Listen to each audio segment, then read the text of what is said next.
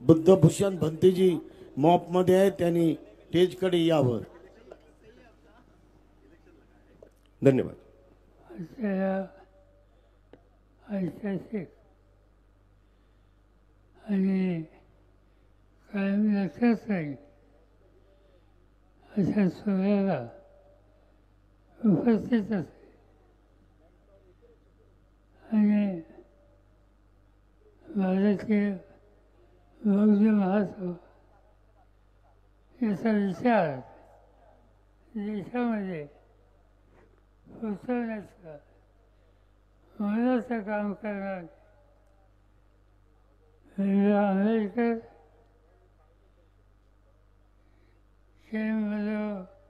महासेवक सरकारी अनिल देशमुख सुगत वाघवर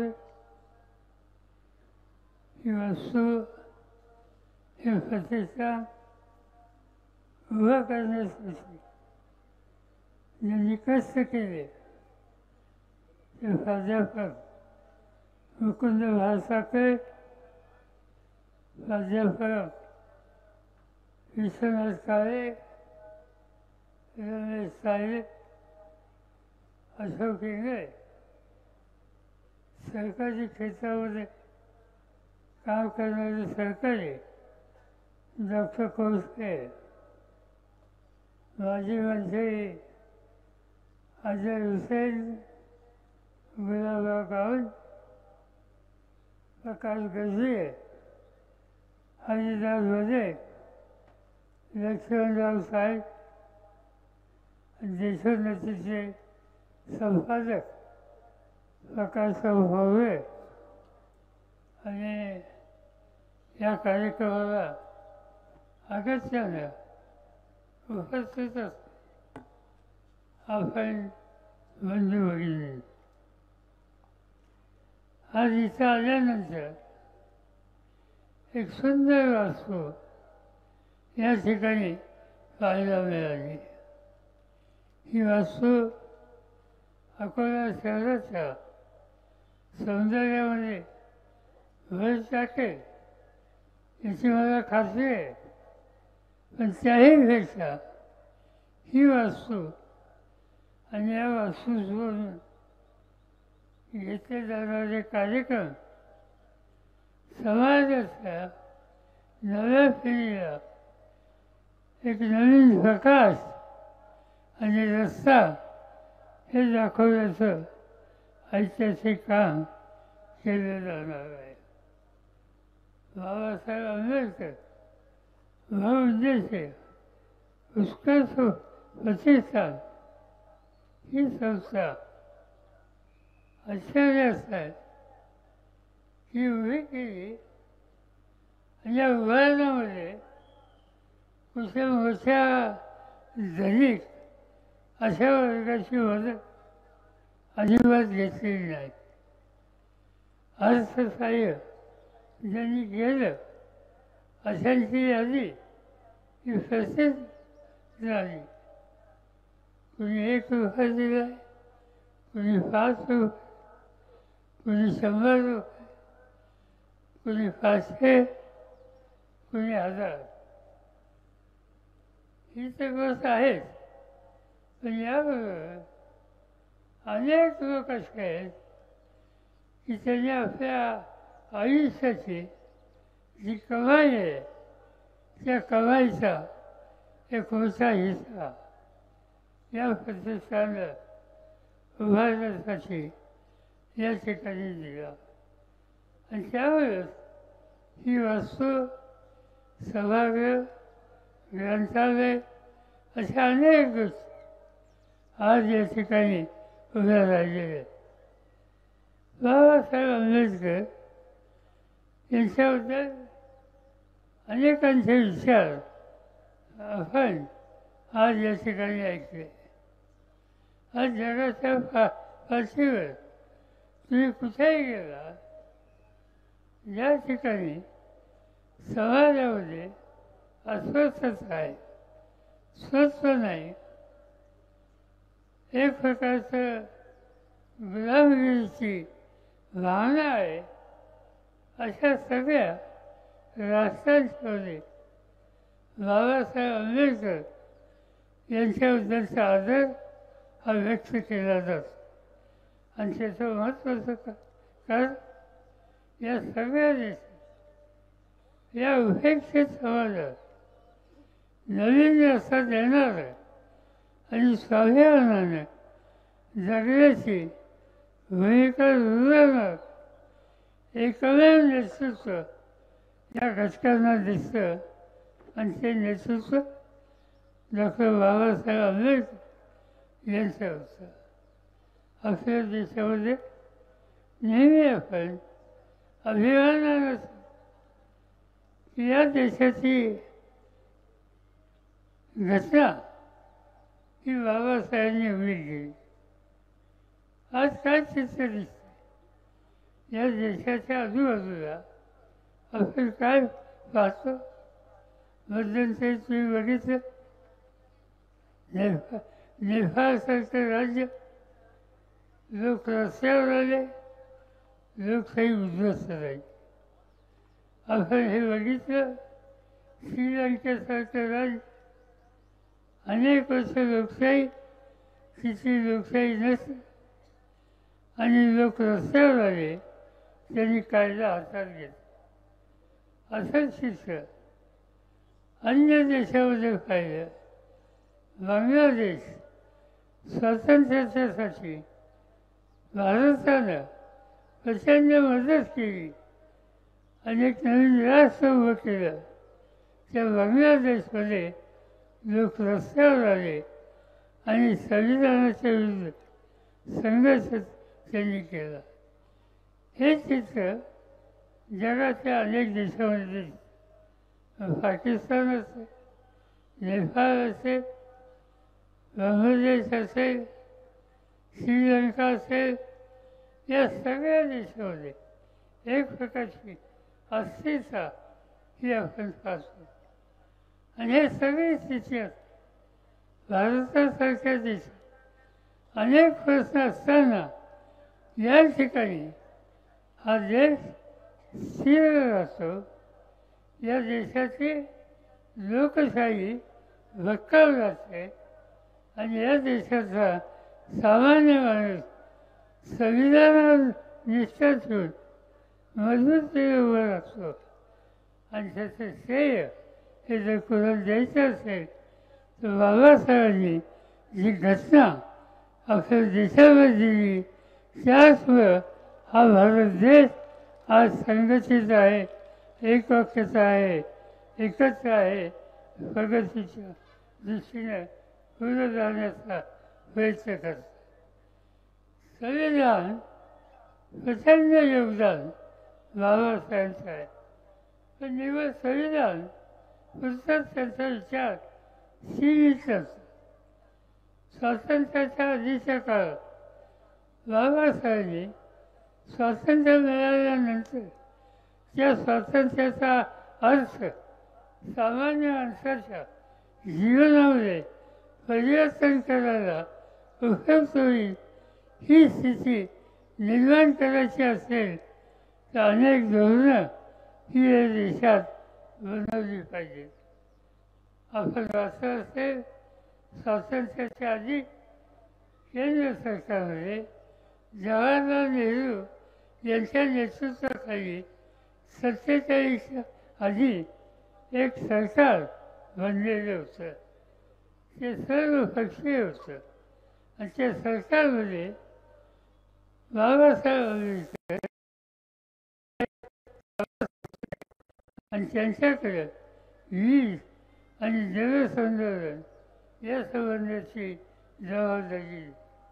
आज आपण बघतो की या देशामध्ये पाणी याचा उपयोग करून देशाची शेती हो, देशाची शहरं हो, तिथं सुधारणा कशी होईल याची काळजी आपण घेतो.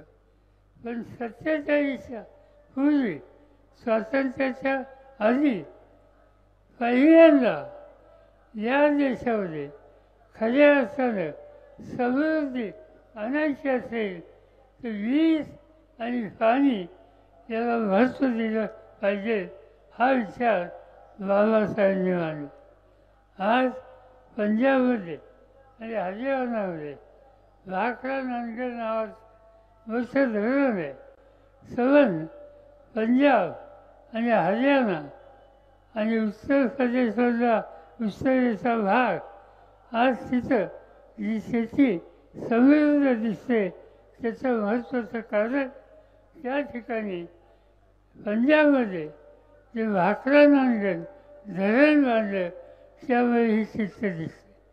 आणि आश्चर्याची बाब आहे की स्वातंत्र्याच्या आधी भाकरा नांदगड यासारखं धरण बांधण्याची आवश्यकता आहे यासंबंधीचा मंत्रिमंडळाचा निर्णय हा बाबासाहेबांनी त्या काळात घेतला होता. आणि त्याचे परिणाम आज हा देश अन्नधान्याच्या बाबतीत समृद्ध झाला. आणि याच्यामध्ये बाबासाहेबांची दृष्टी ही आपल्या सगळ्यांना दिसते. आणखीन एक महत्त्वाचं धोरण त्यांच्याबरोबर कुठल्याही राज्य कुठलाही देश पुढे द्यायचा असेल तर त्या देशाला विजेची आवश्यकता आहे. स्वातंत्र्याच्या आधी अनेक राज्यामध्ये वीज नव्हती. लोक त्या ठिकाणी अन्य गोष्टीवर अवलंबून होते. बाबासाहेबांनी याचं महत्त्व ओळखलं. मंत्रिमंडळामध्ये ते असताना त्यांनी पंजाब हरियाणामध्ये वीज तयार करण्याची आवश्यकता यासंबंधीचा धोरणात्मक निर्णय घेतला.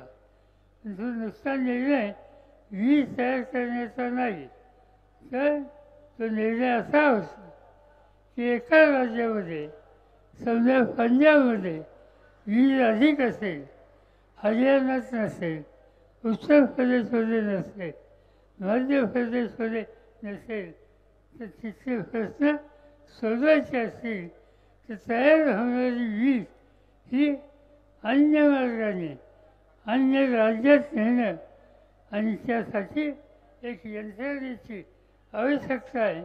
आज आपण महाराष्ट्रामध्ये वीज पुरवठा महाराष्ट्र विद्युत मंडळ यांच्यामार्फत करतो. पण स्वातंत्र्याच्या आधी हा विचार कृषीमध्ये आणणं हे काम बाबासाहेबांनी केलं. त्यांनी विद्युत मंडळं स्थापन केली. एवढंच नव्हे, विजेची वाहतूक करायला ट्रान्समिशन कॉर्पोरेशन नावाची संस्था ही उभी केली. आणि या देशामध्ये पुढच्या काळामध्ये पाण्याबरोबर वीज कशी राहील याची खबरदारी त्यांनी घेतलेली होती. देश सुधारतो तो अशा निर्णयामुळे देश सुधारतो. असे सगळे विकासाचे निर्णय डॉक्टर बाबासाहेब आंबेडकरांनी केले. या देशामध्ये फार मोठा वर्ग हा कष्टकरी वर्ग आहे. त्या कष्टकऱ्यांचे अनेक प्रश्न असतात आणि ते प्रश्न सोडवण्याच्यासाठी या देशात जे काही कायदे तयार होतात, कामगारांचं हित जपण्यासाठी काही वेगळे कायदे हे असायची गरज आहे. आणि ही भूमिका केंद्र सरकारमध्ये स्वातंत्र्याच्या आधी बाबासाहेबांनी मांडली. आणि या देशाच्या कष्टकरी कामगाराला घामाची किंमत योग्य मिळेल यासंबंधीचे कायदे करून एक नवीन दिशा त्यांनी संबंध देशाला ही दाखवलेली आहे. अशा अनेक गोष्टी आहेत की त्यांनी उभ्या आयुष्यामध्ये केलं. आणि म्हणून संविधान त्याचं महत्त्व याच्यावर चर्चा करण्याची आवश्यकता नाही. पण संविधान देत असताना या देशाच्या गरीब माणसाचे मूलभूत प्रश्न हे सोडवले पाहिजे. आणि देशातल्या साधनातून संपत्ती कशी निर्माण होईल याची खबरदारी घेतली पाहिजे. हे काम बाबासाहेबांनी आपल्या आयुष्याच्या महत्त्वाच्या काळामध्ये केलं. आणि त्यामुळे त्यांचं स्मरण हा देश कधी विसरू शकत नाही. मला स्वतःला आनंद की बाबासाहेबांच्या संदर्भात काही गोष्टी समाजामध्ये आणण्याचा अधिकार मला मिळाला, त्याचा उपयोग मी केला. 1978 साली मी राज्याचा मुख्यमंत्री असताना बाबासाहेबांनी जेवढे लिखाण केलं, जेवढे त्यांचे लेख होते, त्यांची भाषा होती, ते सगळं बाबासाहेबांचं वाङ्मय आम्ही एकत्र करायचा निर्णय घेतला आणि त्याचे अनेक खंड काढले. आणि ते खंड फक्त इंग्लिशमध्ये नाही, ते इंग्लिश, मराठी आणि या देशाच्या अनेक भाषेमध्ये ते खंड काढले. आणि बाबासाहेबांचा विचार देशाच्या कानाकोपऱ्यामध्ये नव्या पिढीकडं जाईल याची काळजी आम्ही लोकांनी घेतली. बाबासाहेबांनी शैक्षणिक क्षेत्रात फार मोठं काम केलं आणि त्या कामाचा एक भाग मराठवाड्यामध्ये विविध कॅम्पस या सगळ्या भागात उत्तम शैक्षणिक सुविधा समाजाच्या गरीब मुलांना त्यांनी उपलब्ध केली. आणि म्हणूनच ते गेल्याच्या नंतर राज्याचा मुख्यमंत्री म्हणून मी निर्णय घेतला की मराठवाडा विद्यापीठ या नावाच्या ऐवजी डॉक्टर बाबासाहेब आंबेडकर यांच्या नावानं ते विद्यापीठ करणं ते खरं सोबणार आहे. तो निर्णय आम्ही घेतला.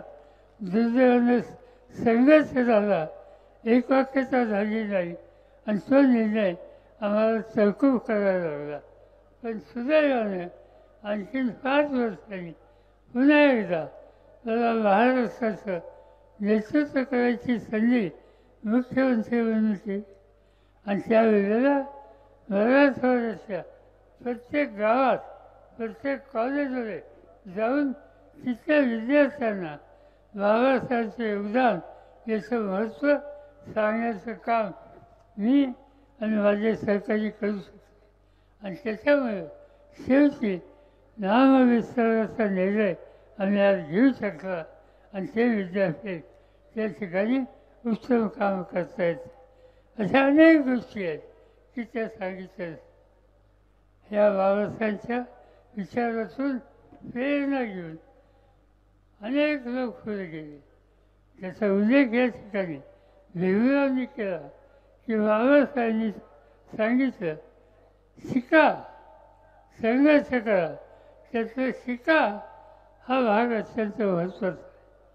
आणि त्या संबंधीच्या प्रेरणा या बाबासाहेबांनी त्या कालखंडामध्ये ज्या दिलेल्या होत्या आणि त्याचा परिणाम समाजाची, विशेषतः उपेक्षित समाज, गरीब समाज याची मुलं मुली शिक्षित झाली.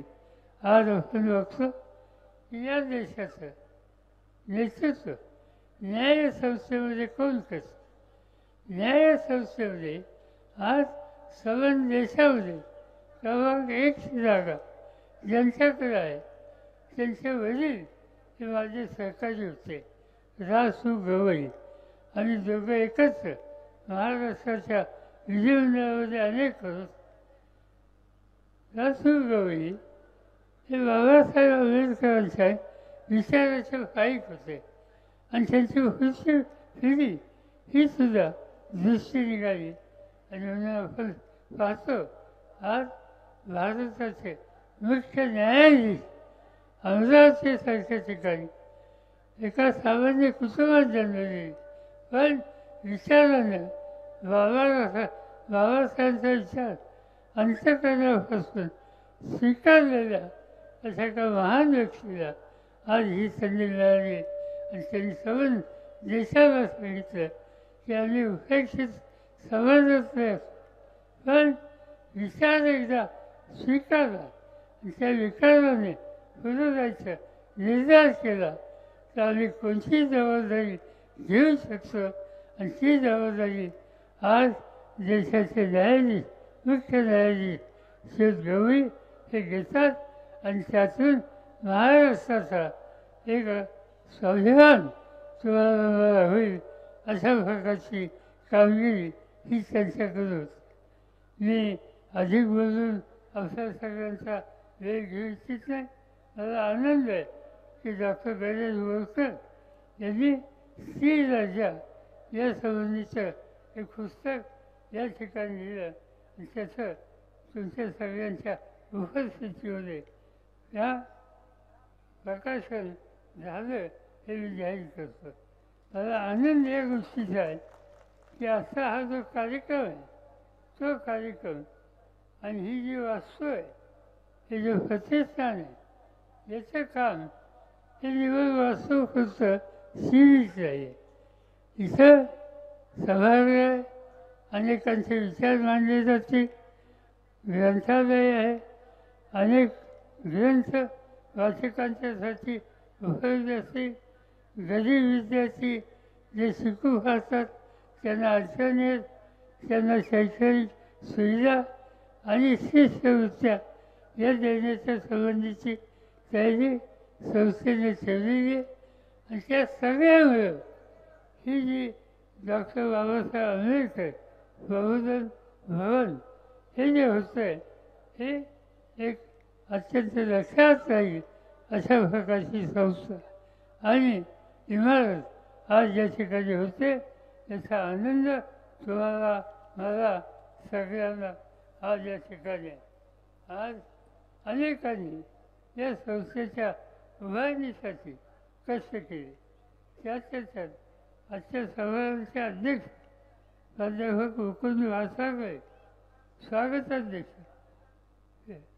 विश्वनाथ कांबळे, त्यांचे सगळे सहकारी यांनी काही गाजावाजा न करता नम्रतेनं हे काम हातात घेतलं आणि पुरं केलं.